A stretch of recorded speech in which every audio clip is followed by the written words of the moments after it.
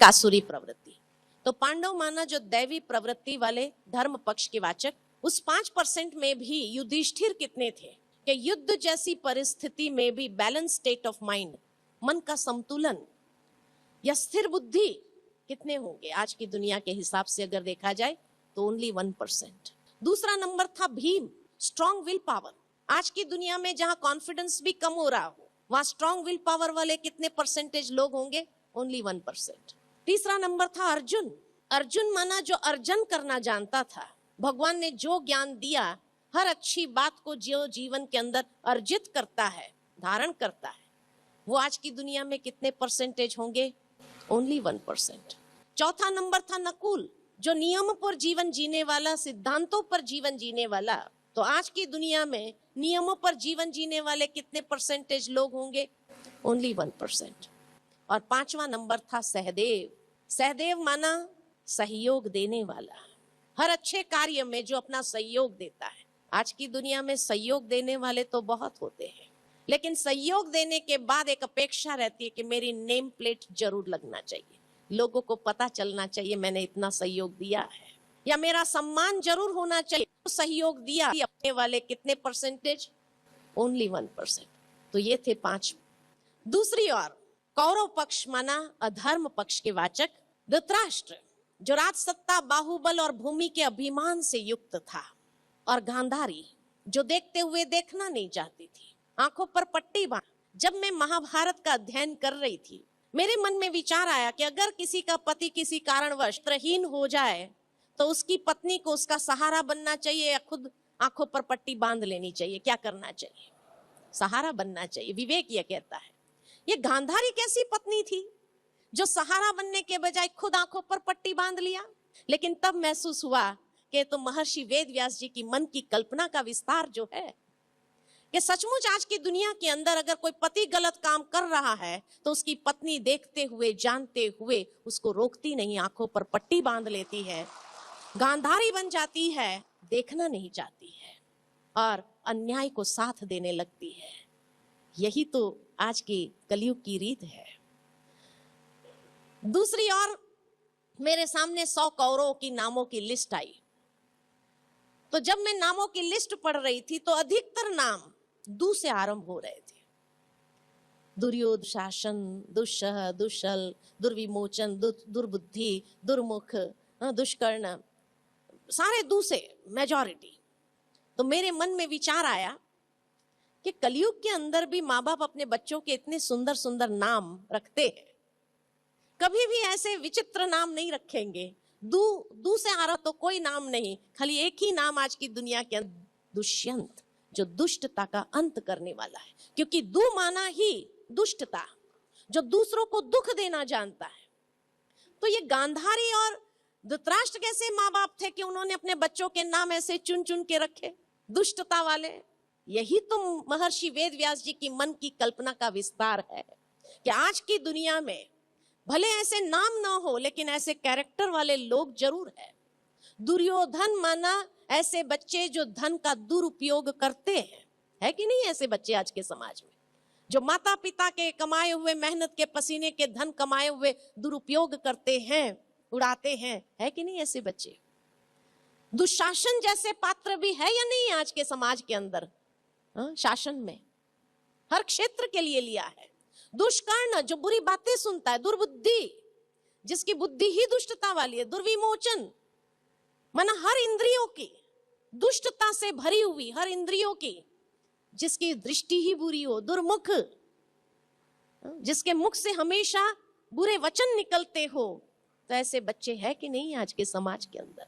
तो practical character wise ऐसे बच्चे हैं। बाकी कौन माँ बाप अपने बच्चों के नाम ऐसे चुन करके रखेंगे? तो यही तो सिद्ध करता है कि महर्षि वेदव्यास जी की मन की कल्पना का विस्तार है। और लास्ट में एक बहन थी, वो भी दुश्शीला। शील माना चरित्र, शील माना चरित्र, दुश्शीला यानी जिसका चरित्र ही दुष्टता वाला था। तो आज ऐसी नारियां भी है कि नहीं है? जब टीवी सीरियल चलती है तो आजकल क्या दिखाते हैं टीवी सीरियल में? आप लोग जैसे आकर के हमें बताते तो पता चलता है कि आजकल सीरियलों में घर में पॉलिटिक्स कैसे खेलना चाहिए, नफरत कैसे रखनी चाहिए, ईर्ष्या कैसे करनी चाहिए, बदला कैसे लेना चाहिए, यही तो दिखाया जाता है ना। और उसमें नारियों की भूमिका कैसी दिखाई है, घर को तोड़ने वाली दुश्शीला, नहीं तो कौन है ये, यही तो दुश्शीलाएं हैं। जब हम बाहर जाते हैं, बड़े बड़े होर्डिंग्स देखते हैं, और उस समय कोई विज्ञापन के अंदर नारियों का जो चित्र होता है जिसमें वस्त्र भी पूरे न हो, तो ये दुश्शीलाएं नहीं तो कौन है, जो मनुष्य की मनोवृत्ति को खराब करती है। इसलिए कहा कि कैरेक्टर वाइज आज ऐसे संतान है समाज के अंदर, यही 100 कौरव है। तो 100 कौरव और 5 पांडव। उसके बाद गीता का जन्म कहाँ हुआ, तो कुरुक्षेत्र के महायुद्ध के संघर्ष के बीच हुआ, जहां दोनों सेनाएं आमने सामने खड़ी है, प्रेक्षपास्त्र चलने शुरू होने वाले हैं, शंखनाद गूंज उठा है। युद्ध की उत्तेजना का कोलाहल में इस संघर्ष के कारण सैनिकों का हृदय विदीर्ण होने लगा। ऐसे समय पर गीता ज्ञान दिए जाने कारण गीता को संघर्ष का शास्त्र भी कहा गया है।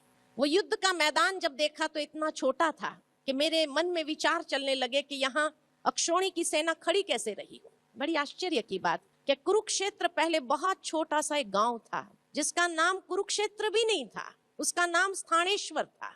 शिव जी का मंदिर है स्थानेश्वर, उसी नाम से उस गांव को जाना जाता था, क्योंकि वहां पर कहा जाता श्री कृष्ण ने भी शिव की पूजा की थी। तो स्थानेश्वर नाम से वो गांव की पहचान थी और थानेसर डिस्ट्रिक्ट में आता था। 1974 में एक कलेक्टर वहां पहुंचे और उन्हें महसूस हुआ कि इतनी बड़ी ऐतिहासिक घटना यहाँ घटी हो और उसका नामो निशान न हो, ऐसा कैसे हो सकता है। तब उन्होंने स्थानेश्वर से नाम चेंज करके कुरुक्षेत्र नाम रखा और फिर उसको डेवलप करके उसको डिस्ट्रिक्ट बनाया और आज वो कुरुक्षेत्र डिस्ट्रिक्ट के रूप में जाना जाता। आश्चर्य की बात तो ये थी कि 1974 के पहले कुरुक्षेत्र का अस्तित्व दुनिया के नक्शे पर नहीं था।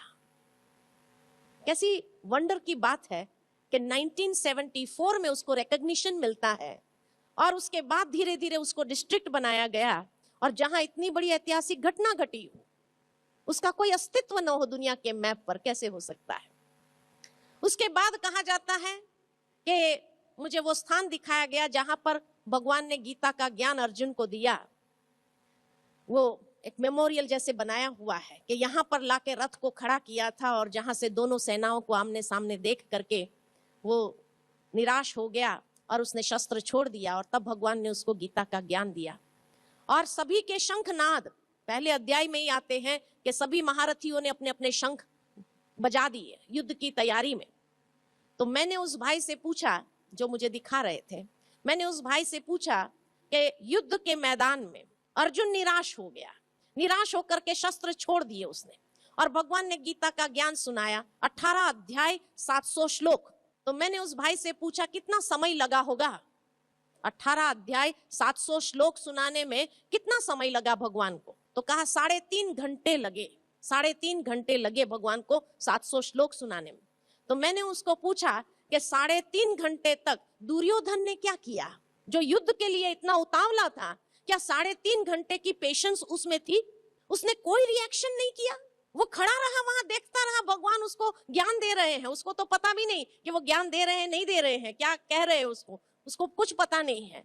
तो 3.5 घंटे तक उसने कोई रिएक्शन न किया हो, ऐसा हो सकता है? तो जब मैंने पूछा कि दुर्योधन ने 3.5 घंटे तक क्या किया, तो कहा वो बात तो कहीं पर भी लिखी हुई नहीं है।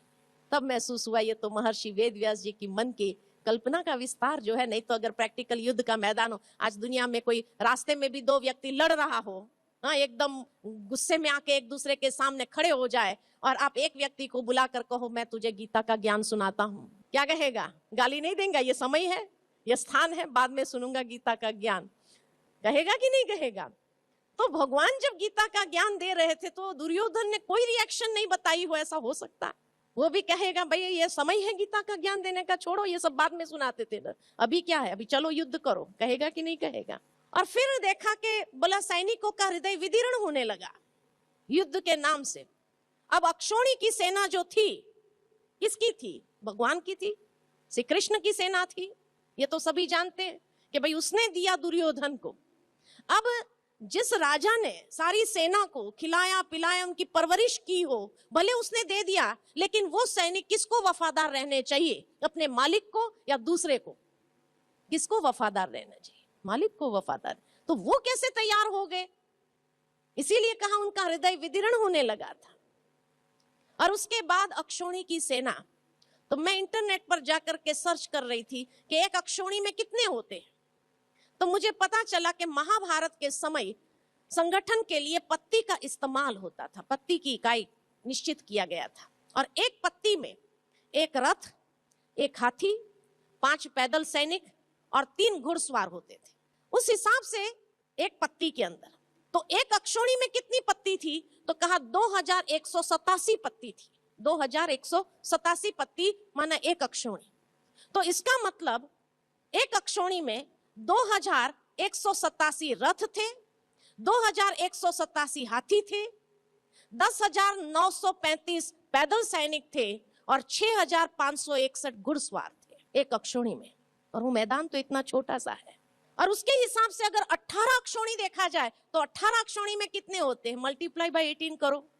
तो 18 अक्षौणी में 3,93,660 रथ थे, 3,93,660 हाथी थे, 5 पैदल सैनिक माना 19,66,300 पैदल सैनिक थे, और 3 घुड़सवार के हिसाब से 11,80,980 घुड़सवार थे। और यदि हर रथ के ऊपर एक सारथी हो, रथ चलाने वाला, और एक योद्धा हो, तो 2 हो गए।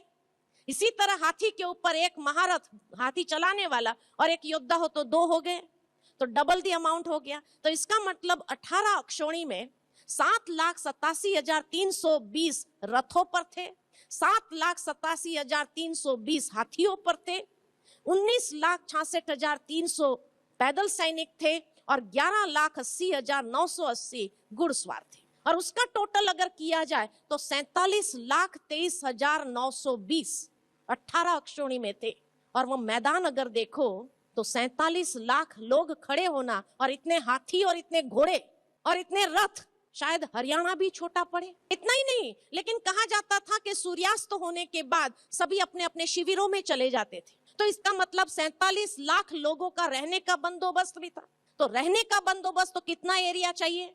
और इतना ही नहीं, लेकिन कहा जाता कि सूर्यास्त के बाद सभी मिलकर के साथ में भोजन करते थे, साथ में भोजन। तो 47 लाख लोगों का खाना बनाने वाले कितने होंगे? और ये सारा हिसाब अगर जोड़ दिया जाए तो कुरुक्षेत्र तो इतना छोटा है, हरियाणा भी छोटा पड़े, लेकिन शायद उस समय के भारत की पॉपुलेशन इतनी होगी। इसीलिए महर्षि वेदव्यास जी ने कहा महाभारत की कथा, कुरुक्षेत्र की कथा नहीं कहा, महाभारत की कथा है। कि जहां हर एक भारतवासी आज युद्ध के मैदान में है, और युद्ध के मैदान के साथ साथ हर एक संघर्ष कर रहा है, और हर एक के जीवन में जो संघर्ष चल रहा है उस समय उसको गीता के ज्ञान की ही आवश्यकता है। क्योंकि ये कोई हिंसक लड़ाई की बात नहीं है, अहिंसक युद्ध की बात की गई है। तो सारथी बनता है भगवान। किसके सारथी बना? अर्जुन के सारथी बना। तो वो अर्जुन का सारथी किस तरह से बनता है, अभी दूसरे सेशन में हम ब्रह्मा बाबा की जीवन कहानी जो देखेंगे उसमें देखेंगे कि पिताश्री ब्रह्मा बाबा कैसे इस वक्त, क्योंकि जब कहा कि एक परिवार के लिए अगर भगवान अवतरित हो सकता है, तो आज तो घर घर की ये कहानी है, तो भगवान को आना चाहिए या नहीं आना चाहिए? आपका विवेक क्या कहता है? आना चाहिए। तो आना चाहिए, तो फिर कैसे आएगा? जिसके लिए 7वें अध्याय में कहा मैं अति साधारण रूप में आता हूं, जिस कारण मूढ़मती मनुष्य मुझे पहचान नहीं सकते हैं। कोटों में कोई, कोई में भी कोई विरला मेरे यथार्थ स्वरूप को जानकर पहचान कर मुझे प्राप्त कर लेते हैं। आज हम देखेंगे कि पिताश्री ब्रह्मा बाबा किस तरह से निमित्त बना इस महान यज्ञ की स्थापना के लिए, और किस तरह भगवान ने उसके रथ को चुना। क्योंकि जैसे गीता में कहा कि भगवान सारथी बनता है। सारथी बनता है का मतलब ये शरीर भी एक रथ है। वो रथ की बात नहीं है, शरीर एक रथ है। इसीलिए जब व्यक्ति शरीर छोड़ता है तो कहते हैं अर्थी जा रही, अरथी, जिसके ऊपर आत्मा रथी सवार नहीं है, ऐसा खाली रथ जा रहा है, खाली रथ जा रहा है। तो इसीलिए जब खाली रथ जा रहा है तो शरीर भी एक रथ है। अर्जुन का रथ 4 घोड़े वाला दिखाते हैं या कभी 5 घोड़े वाला दिखाते हैं? 4 घोड़े वाला जब दिखाते तो माना जो मन चारों दिशा में भटक रहा है, विचलित है, घोड़े की तरह चारों दिशा में भटकने वाला। तो इसी तरह हमारा मन जो है ये रथ में तो है लेकिन विचलित है। तो भगवान जब सारथी बन करके आते हैं तो ये विचलित मन को शांत करते हैं। और 5 घोड़े वाला रथ जहां दिखाया, यानी ये इंद्रियां, 5 इंद्रियों वाला जो रथ है, उस रथ में आकर के सवार हुआ। अब जरूर है भगवान युद्ध नहीं करेगा, क्योंकि जो मनुष्य के अपने जीवन के कर्मों का संघर्ष है वो उसको खुद को करना होगा, उसके लिए भगवान इंटरफियर नहीं कर सकता है।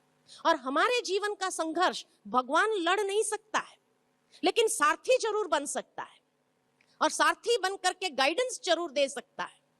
तो भगवान भी आकर के इस तरह से ब्रह्मा बाबा के तन के अंदर अवतरित होकर के सारथी बनता है।